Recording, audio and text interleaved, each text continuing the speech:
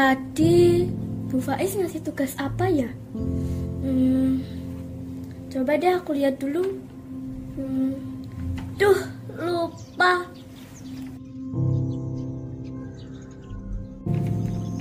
Lah, kamu ternyata udah pulang, Tondo. Konda masuk rumah dulu, toh. Udah, Nek. Tara udah pulang. Gak apa-apa, aku di sini dulu aja, Nek. Mau ngecek tugas sekolah. Se. Kok ada yang aneh ya? Kamu kok pulang sendirian? Lah mana itu kakakmu si Dwipa itu? Kak Dwipa? Oh, Kak Dwi tadi masih ngobrol sama temennya, Nek. Di gang depan sana. Mana ya? Nah, itu Kak Dwipa. Kak!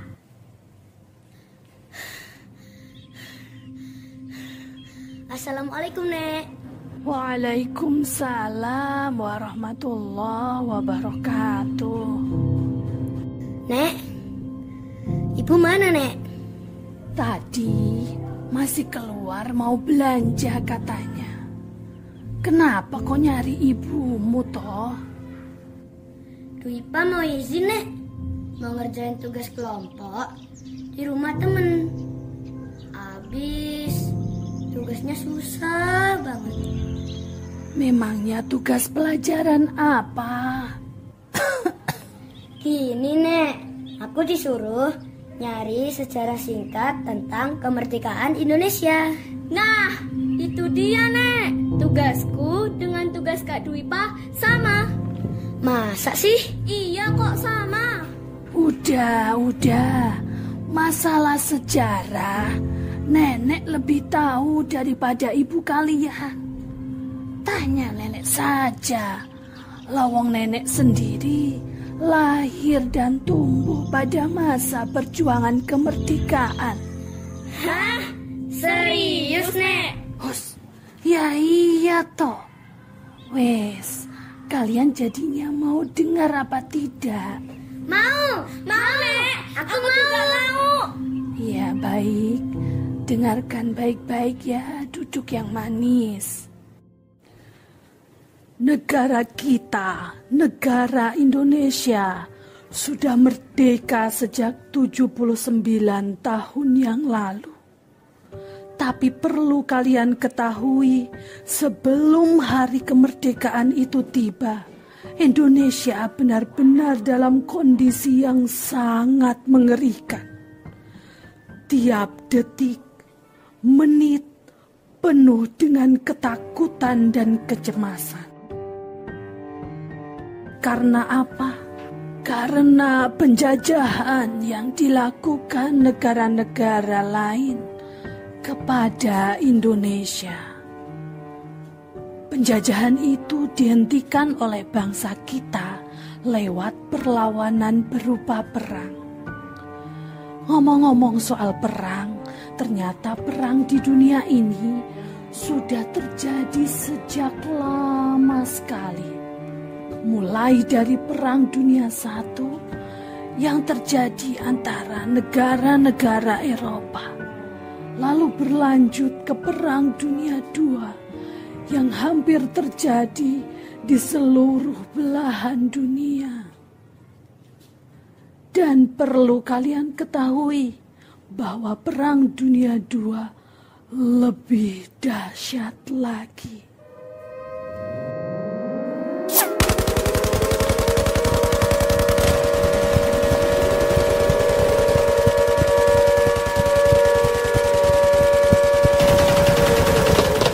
Perang ini terjadi antara beberapa bagian negara yang disebut dengan kubu poros yang terdiri dari Jerman, Italia, dan Jepang melawan kubu sekutu yang terdiri dari Perancis, Inggris Raya, Amerika Serikat, dan Uni Soviet.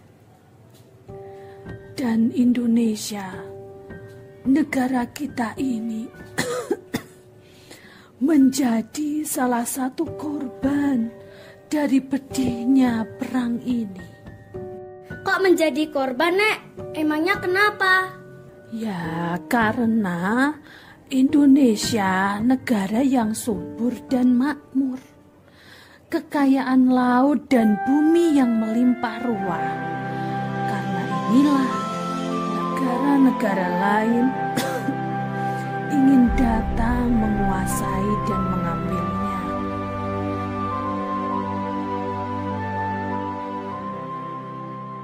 Indonesia sempat dijajah oleh beberapa negara.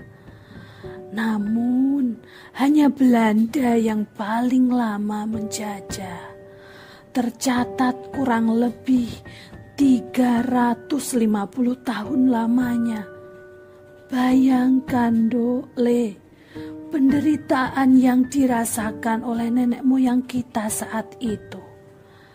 Hasil tanam kebun dan sawah mereka diambil paksa. Semua dirampas untuk kepentingan Belanda.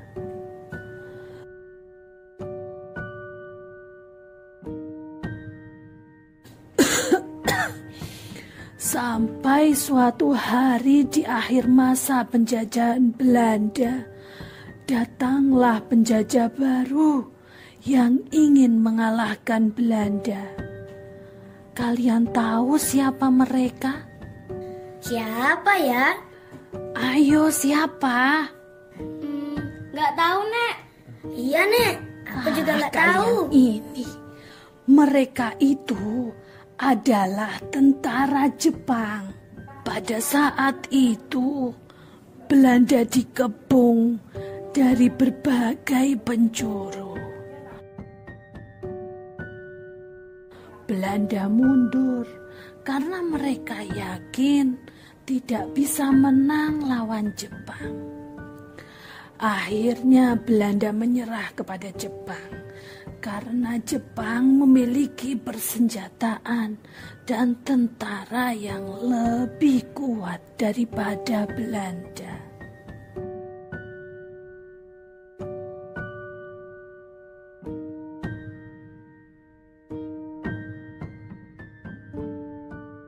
Belanda mengaku menyerah dengan menandatangani perjanjian kalah perang.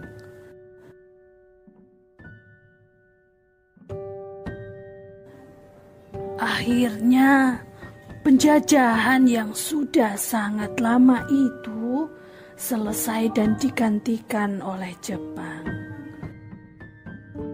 Para petinggi tentara Jepang kemudian berbicara dengan petinggi negara kita, Pak Karno dan wakilnya Bung Hatta.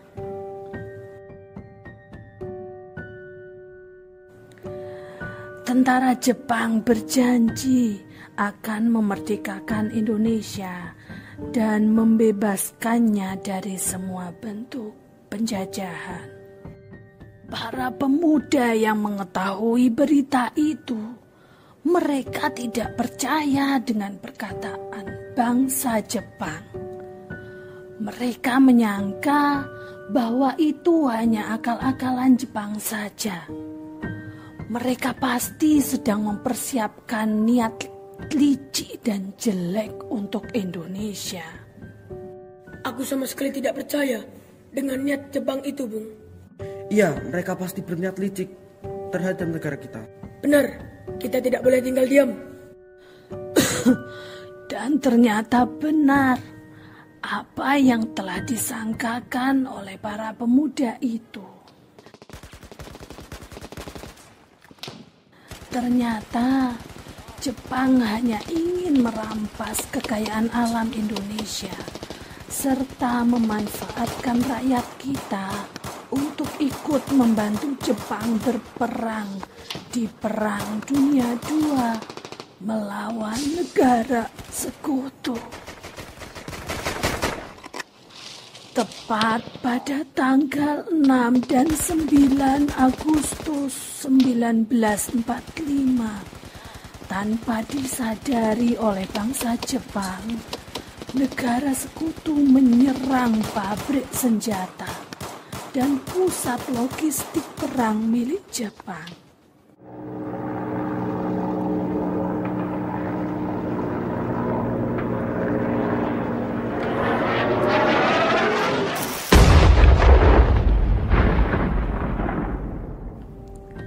Serangan itu dilakukan lewat jalur udara menggunakan pesawat. 2 kota besar milik Jepang, yaitu Hiroshima sama Nagasaki, hancur luluh lantah.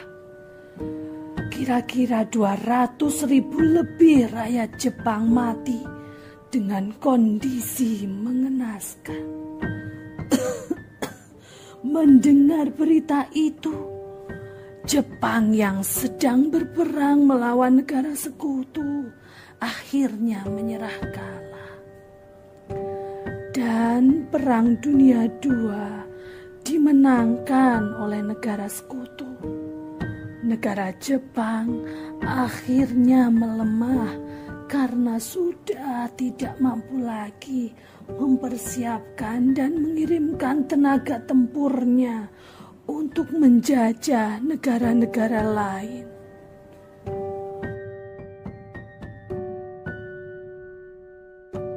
Berita kekalahan Jepang tidak langsung tersebar ke seluruh dunia. Masa itu, media pemberitaan belum maju seperti saat ini. Radio menjadi salah satu alat penting untuk mendapatkan berita.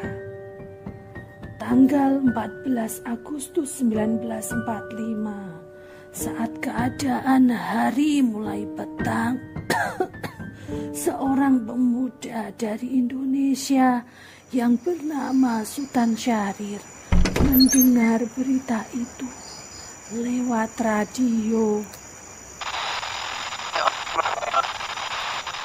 What they did not say, or what did not get through the very reasonable tight security censorship that gave a real indication of what our terrible new weapon achieved.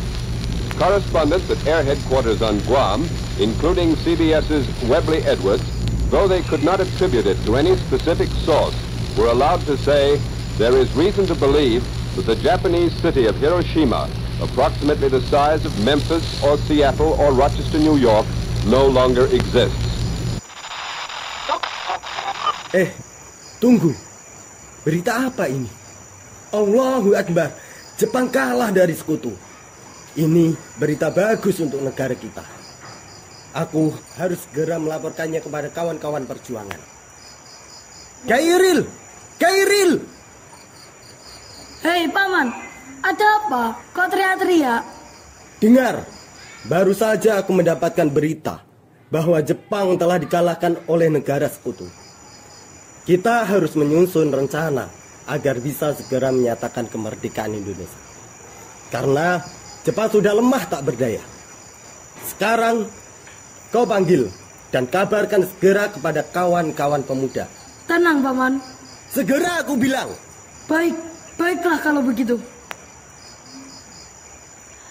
Setelah itu, Chairil Anwar memanggil para pemuda lain yang sama-sama ingin berjuang memerdekakan Indonesia dengan sesegera mungkin.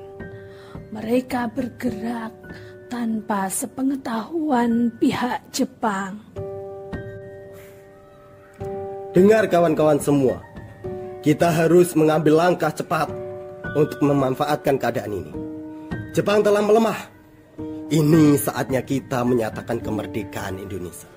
Lalu kita harus bagaimana, Bung? Kita ikuti langkah Syahrir saja. Paman, segera kau putuskan. Kita harus segera mungkin mengamankan Presiden Soekarno dan Bung Hatta agar tidak dipengaruhi oleh Jepang. Kita desak agar mereka mau menyatakan kemerdekaan Indonesia segera mungkin. Pukul 4 nanti kita bawa mereka berdua ke Rengas Dengklok.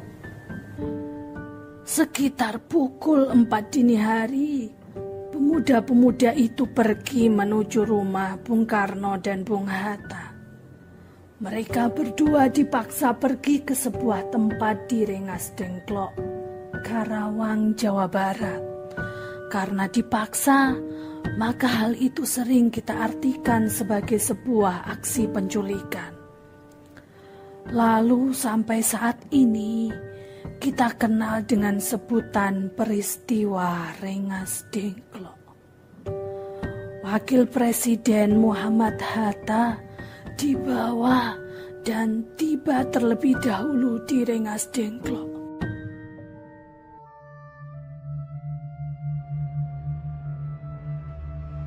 Bung Karno!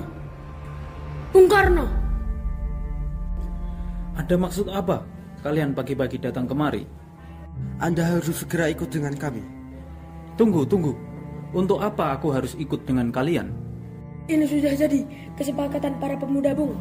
Kami akan membawa Anda dan Bung Hatta ke Rengas Dengklok.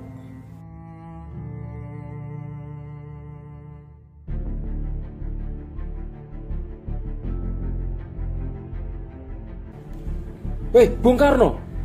Hatta, ternyata kamu sudah di sini. Wahai anak-anak muda, sebenarnya ada apa ini? Mengapa kalian membawa kami berdua kemari? Sukarni, ada apa sebenarnya? Begini, Bung. Kami ingin Anda berdua segera menyatakan kemerdekaan Indonesia dengan pembacaan proklamasi. Mengapa kalian begitu mudah percaya dengan kabar ini? Sudahlah, yakin saja Jepang akan memerdekakan kita. Kami tidak setuju dengan itu.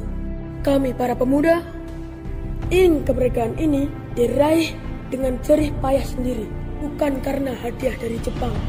Jika kita dimerdekakan Jepang, itu sama saja kita dijajah oleh Jepang. Tidak. Kami tidak setuju dengan jalan ini. Kita harus mengikuti setiap prosedur dengan melewati organisasi persiapan kemerdekaan yang dibentuk oleh Jepang. Jika tidak, maka akan terjadi pertumpahan darah oleh bangsa kita nanti. Jika Anda berdua tidak setuju dengan itu, maka kami akan menahan Anda berdua di sini. Apa-apaan ini? Hatta, apa pendapat Anda tentang ini? Jika memang kemerdekaan hanya bisa ditempuh dengan satu jalan yang kita miliki ini, maka tidak mengapa kita maju. Baiklah, mari kita laksanakan. Hei, anak-anak muda, baiklah, kami telah berunding dan memutuskan untuk segera menyatakan kemerdekaan. Maka, bebaskan kami agar bisa segera merumuskan naskah proklamasi. Para pemuda akhirnya membebaskan Presiden Soekarno dan Hatta.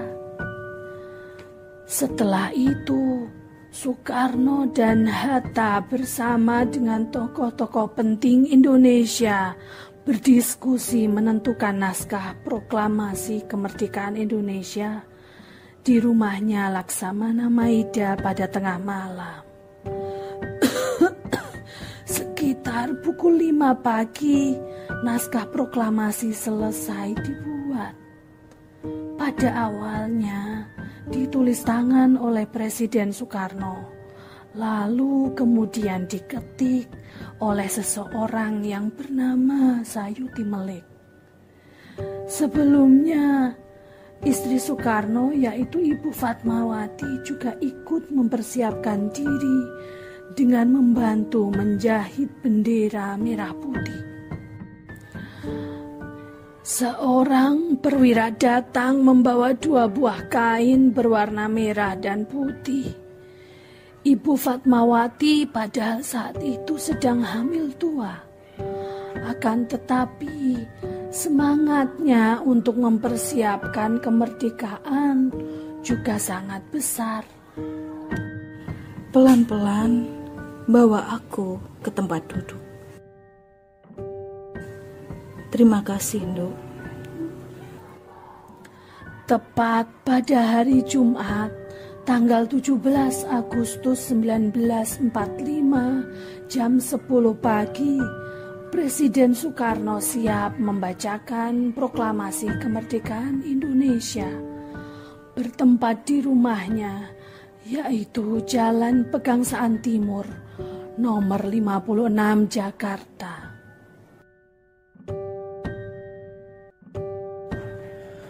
Saudara-saudara sekalian, saya telah meminta saudara-saudara hadir di sini untuk menyaksikan satu peristiwa maha penting dalam sejarah kita. Berpuluh-puluh tahun kita bangsa Indonesia telah berjuang untuk kemerdekaan tanah air kita. Bahkan telah beratus-ratus tahun gelombang aksi kita untuk mencapai kemerdekaan kita itu ada naiknya dan ada turunnya. Tetapi jiwa kita tetap menuju ke arah cita-cita. Juga di dalam zaman Jepang, usaha kita untuk mencapai kemerdekaan nasional tidak berhenti-henti. Di zaman Jepang ini, tampaknya saja kita menyandarkan diri kepada mereka. Tetapi pada hakikatnya, tetap kita menyusun tenaga kita sendiri. Tetap kita percaya kepada kekuatan sendiri. Sekarang, tibalah saatnya kita benar-benar mengambil nasib bangsa dan nasib tanah air di dalam tangan kita sendiri. Hanya bangsa yang berani mengambil nasib dalam tangan sendiri akan dapat berdiri dengan kuatnya. Maka kami tadi malam telah mengadakan musyawarah dengan pemuka-pemuka rakyat Indonesia dari seluruh Indonesia. Permusyawaratan itu seia sekata berpendapat bahwa sekaranglah datang saatnya untuk menyatakan kemerdekaan kita. Saudara-saudara, dengan ini kami nyatakan kebulatan tekad itu. Dengarlah proklamasi kami. Proklamasi. Kami, bangsa Indonesia, dengan ini menyatakan kemerdekaan Indonesia. Hal-hal yang mengenai pemindahan kekuasaan dan lain-lain diselenggarakan dengan cara seksama dan dalam tempo yang sesingkat-singkatnya. Jakarta, 17 Agustus 1945, atas nama bangsa Indonesia, Soekarno-Hatta. Demikianlah saudara-saudara, kita sekarang telah merdeka. Tidak ada satu ikatan lagi yang mengikat tanah air kita dan bangsa kita. Mulai saat ini kita menyusun negara kita. Negara merdeka, negara Republik Indonesia. Merdeka, kekal dan abadi. Insya Allah Tuhan memberkati kemerdekaan kita. Merdeka! Merdeka! Merdeka! Dengan spontan rakyat menyanyikan lagu Indonesia Raya setelah dikibarkan bendera pusaka. Rasa syukur tak terhingga. Rakyat Indonesia bergembira ria, mengharu biru dalam suasana kemerdekaan yang baru mereka dapatkan. Harapan besar ada dalam hati setiap rakyat Indonesia. Mereka berharap agar kedamaian dan kebebasan akan tetap menjadi milik Indonesia seutuhnya sampai kapan. Setelah pembacaan proklamasi kemerdekaan itu, Presiden Soekarno dan para petinggi negara mulai menyusun undang-undang untuk membangun tatanan negara Indonesia. Tak berselang lama, beberapa bulan setelah deklarasi kemerdekaan Indonesia, tepat pada tanggal 25 Oktober 1945, tentara sekutu yang berisikan tentara Inggris dan Belanda datang ke Indonesia dan mendarat di Surabaya. Satuan tentara itu disebut juga dengan NIKA. Mereka dipimpin oleh seorang jenderal bernama Malabi. Tujuan utama mereka datang ke Indonesia adalah untuk melucuti atau merampas senjata tentara Jepang yang masih berada di Indonesia. Jenderal Malabi memerintahkan pasukannya untuk mendirikan pos pertahanan di Surabaya. Dia juga memerintahkan rakyat Indonesia agar segera menyerahkan setiap senjata yang mereka miliki. Namun, rakyat Indonesia menolak. Salah satu tokoh yang menempati garis terdepan melawan tentara Nika adalah Bung Tomo. Dia dengan gagah berani memimpin arek-arek Surabaya untuk melawan tentara Nika. Bismillahirrahmanirrahim. Merdeka! Saudara-saudara rakyat jelata di seluruh Indonesia, terutama saudara-saudara penduduk kota Surabaya, kita semua telah mengetahui bahwa hari ini tentara Inggris telah menyebarkan pamflet-pamflet yang memberikan suatu ancaman kepada kita semua. Kita diwajibkan untuk dalam waktu yang mereka tentukan menyerahkan senjata-senjata yang telah kita rebut dari tangannya tentara Jepang.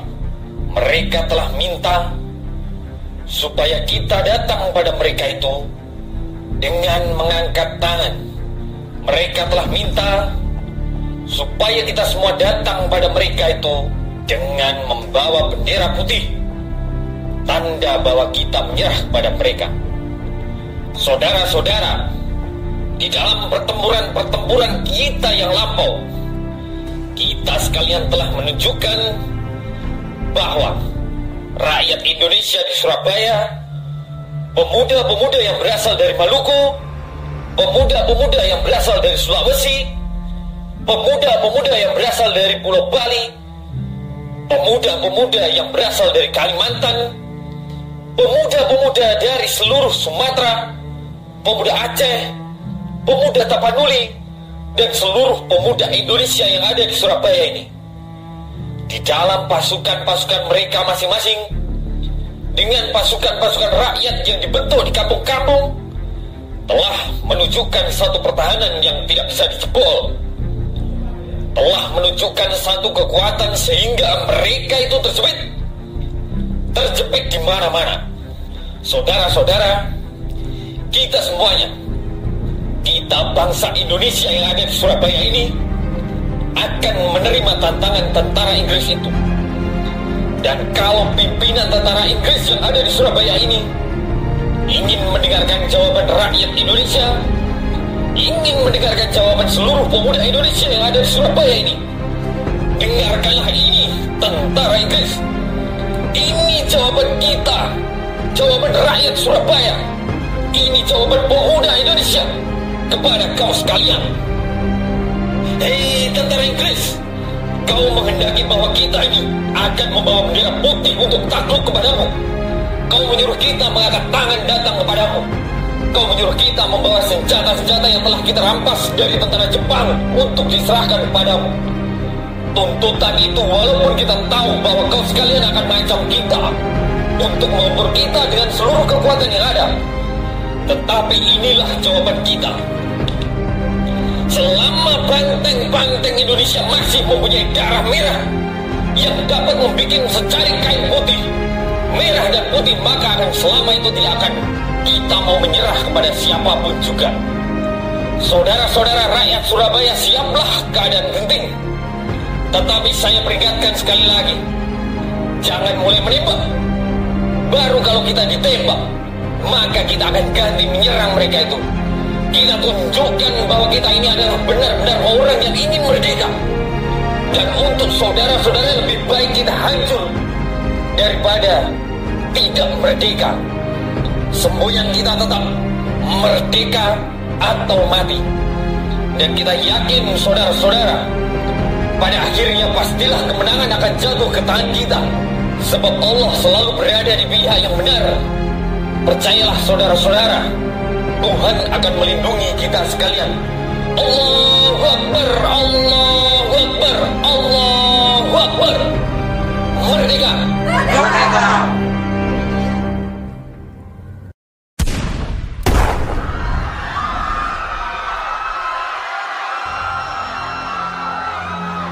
keadaan memanas. Suara tembakan membuat rakyat Surabaya berhamburan. Para pejuang dari berbagai kalangan turun ke jalanan membela Indonesia. Hingga akhirnya terjadilah pertempuran hebat. Terjadilah pertempuran dahsyat antara rakyat Surabaya dengan tentara Nika yang dipimpin oleh Jenderal Malabi. Rakyat Surabaya berhamburan memperjuangkan kemerdekaan Indonesia yang baru saja dinyatakan lewat proklamasi. Kota Surabaya terbakar hebat oleh tembakan-tembakan tanpa henti. Allahu Akbar. Ayo maju. Cepat pertahanan di sini. Ayo cepat. Segala daya dan upaya dilakukan oleh para pejuang kita. Ada yang memakai senjata api dengan memakai peluru.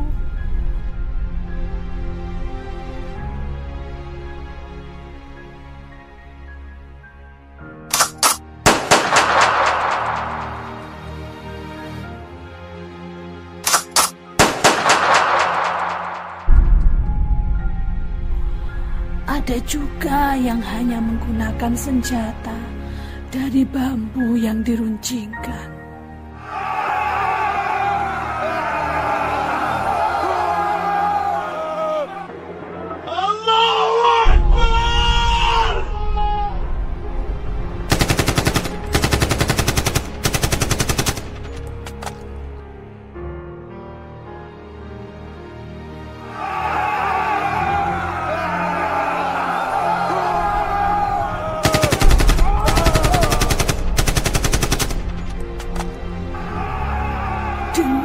Adanya perlawanan yang sungguh-sungguh tanpa henti.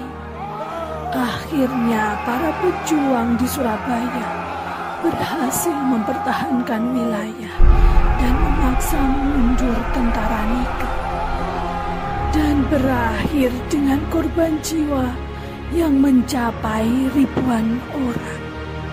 Tapi pada akhirnya kemenangan ada di pihak kita. Lihatlah Cu, Dwipa dan Antara. Apa kalian merasakan betapa pedihnya masa itu? Mari sejenak kita tundukkan kepala untuk menghormati perjuangan mereka.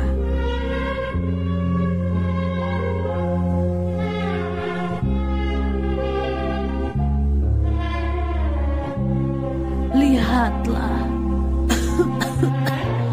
mereka berjuang mengorbankan harta, tenaga, bahkan nyawa. Lalu, apa yang sudah kita perbuat untuk negeri kita ini?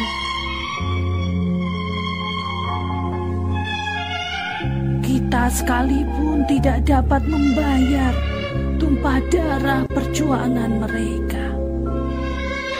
Jadilah kalian penerus negeri ini. Jaga dan pertahankan negeri ini.